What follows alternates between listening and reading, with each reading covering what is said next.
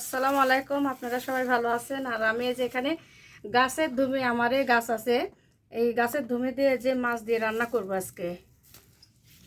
আর আলুটা আমি কম খাই, আলু কম খাই জন্য আলুটা কম কিনি। এই যে মাছ দিয়ে তেলাপিয়া মাছ দিয়ে রান্না করব। এই যে এখন রসুন ছিলছি, রসুন পিনে নিচ্ছি। আমার রান্নাঘরে এই মুরগির ডাল ডিম পারে পাশের বাড়ির ভাই বউ মানে ভাবি তো ধরে লিয়া যায়, তাক দিয়ে আসি।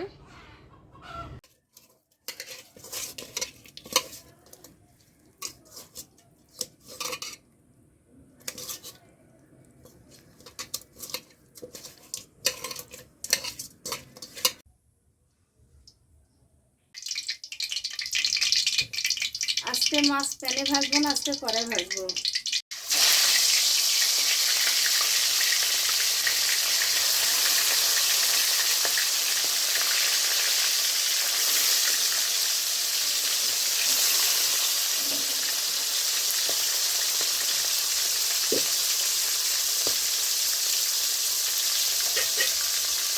প্যানে ভাজলে কি হয়, মানে মাছটা নরম হয়ে থাকে, আর এই কড়াই ভাজলে পরে সুন্দর হয়, মচমচে হয়। ডিম এখনো হয়নি, মাছ ভাজা হয়ে গেছে। আর আমার ছেলে মচমচে করে মাছ না ভাজলে খাই না, এই হচ্ছে সমস্যা। মচমচে ভাজলাম, একটু লেগে গেছে।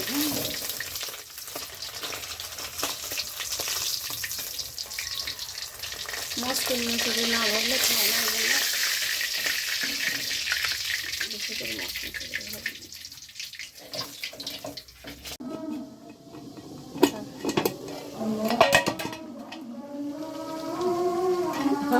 পড়ে গেছে।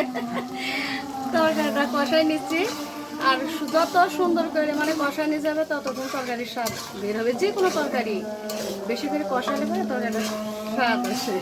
এদিকে তরকারি রান্না করা হয়ে গেছে, আর এদিকে ঘর গোছানো হয়ে গেছে, আমার পরিষ্কার করা হয়ে গেছে।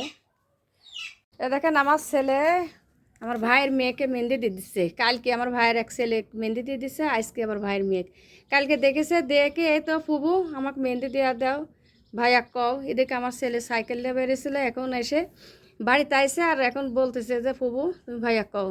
তা আমি বললাম যে মন হচ্ছে মেহেন্দি দেওয়া দেওয়া। বিকালবেলা এখন বলতেছি কি খাবো, খাতে মন চাচ্ছে, এতে এর মধ্যে বলতেছি যে আমরা আছে কয়টা, বেশি নাই। এক জায়গায় কিনতে গেছিলাম, পাইলাম না, মানে পাড়া মানুষ না ওদের, তো বাসায় এই কটা ছিল, আরেকদিন কিনে দিয়েছিলাম, তো খাওয়া হয়েছে আর এই কটা আছে। এখন আমরা মাখাবো, ঝাল দিন খালি লবণ দিন মাখাইছি।